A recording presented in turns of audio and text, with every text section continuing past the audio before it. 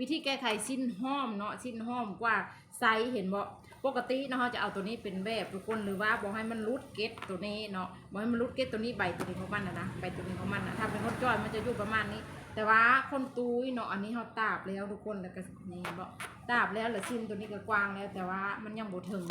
แอล39 40ท้าย42ปลายเนาะเขาเห็นแบบนี้เลยทุกคนนะวิธีแก้ไขชิ้นใบน้อยใบห้อมเนาะใบบ่ถึงหรือว่าลูกค้าบ่อยากให้ตาบเขาจะดึงเห็นบ่เขาจะดึงตัวข้างในออกมานี่ดึงตัวนี้ออกมานี่ตัวข้างในนี่เนาะนี่ดึงตัวนี้ออกมาเลยทุกคนดึงออกมา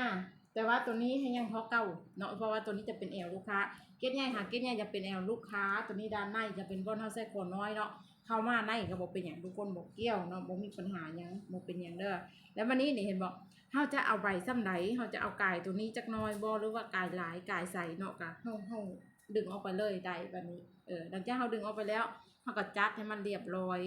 ยัดใบตัวนี้เนาะยัดใบตัวนี้ให้มันเรียบร้อยแล้วเขาก็จัดไปพุ่งหัวเด้อทุกคนเด้อ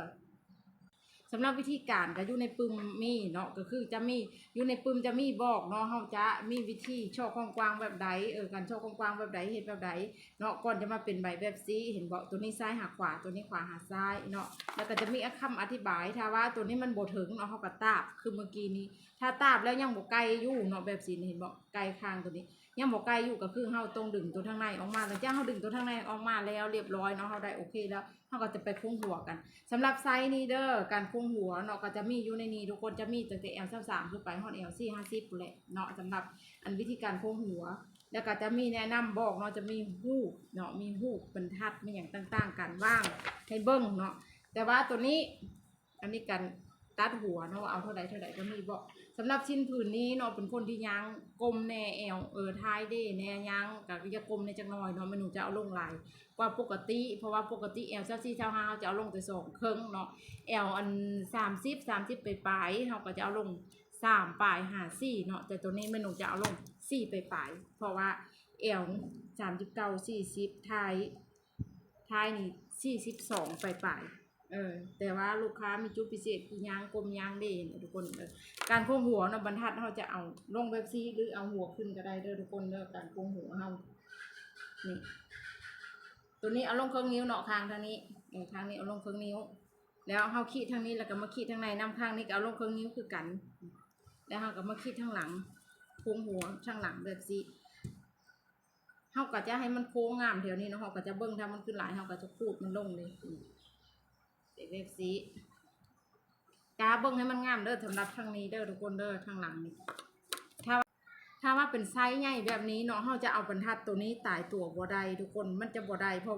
ว่าชนโค้งตัวนี้เนาะกับตัวนี้มันจะบ่คือกันได้เพราะฉะนั้นแล้วเฮาเบิ้งเอาในตาเฮานี่แหละเฮาโค้งน่ะว่าเฮ็ดได้ให้มันโค้งงามโค้งทางหน้าแล้วมาโค้งทางหลังแล้วก็ปืดมาโค้งทางนี้เนาะเห็นบ่บ่ใช่คนน้อยมันจะอยู่พีบัดนี้นะปกติบ่ใช่คนน้อยมันจะอยู่ซึ่งบอนเก็ตใหญ่พี่เนาะแต่ว่ามันจะอยู่นี่เฮาก็จะคิดซื้อมาฮอดนี้แล้วจะโค้งขึ้นเด้ออันนี้สำหรับวิธีการโค้งหัวไซส์ใหญ่เนาะเขาจะเห็นแบบซีคนตุ้ยเขาจะเอาลงหลายทุกคนแต่ว่าคนตุ้ยนี่อย่าคิดว่าโหเก็ตสิใหญ่เด้อโหเก็ตนี่ยิ่งน้อยเนาะเห็นบ่โหเก็ตนี่น้อย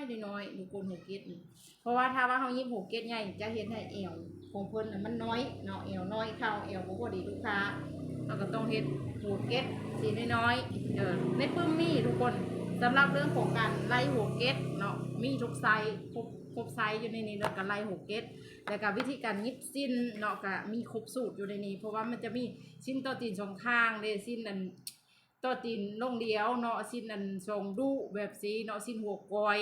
วิธียิบสิ้นก็จะมีครบสูตรในนี้เรื่องของโหเก็ต L25 ท้าย35 L25 ท้าย36 L24 ท้าย33 L27 ท้าย35 33แบบนี้ก็จะมีครบอยู่ในนี้เนาะมีครบในนี้ L40 บอท้าย45บอเฮ็ดแบบใด L35ท้ายเท่าใดก็จะมีครบในนี้เด้อทุกคนเด้อเรื่องของหัวเก็ตซินเนาะผู้ใดสนใจก็สั่งได้จ้าอันนี้คือการโคหัวแล้วเนาะเขาจะมาโกดเบิ่งจักหน่อยว่าจุดนี้เนาะจุดนี้กับตัวนี้มันสูงบ่หรือมันต่ำบ่เขาสามารถมาเป๊ะใส่กันได้เด้อทุกคนเด้อนี่อันนี้แสดงว่าตัวนี้เอาลงน้อยเนาะเฮาเอาลงอีกจักหน่อยเพราะว่าถ้าว่าตัวนี้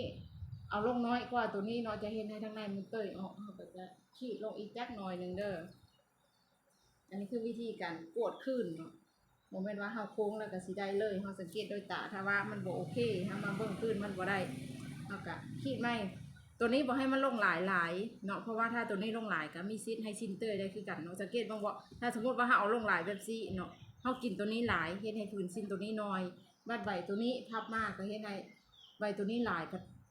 ชิ้นตัวนี้ใบตัวนี้น้อยก็เฮ็ดให้ชิ้นเตยได้คือกันเพราะฉะนั้นแล้วเฮาก็คูดลงแน่ก็ได้นี่ก็แบบซี่เนาะแล้วเฮาก็ขีดไว้เพราะว่าเฮาจะเอาเส้นลุมเนาะเฮาเข้าหัวเฮาก็จะเข้าจะนี้ไป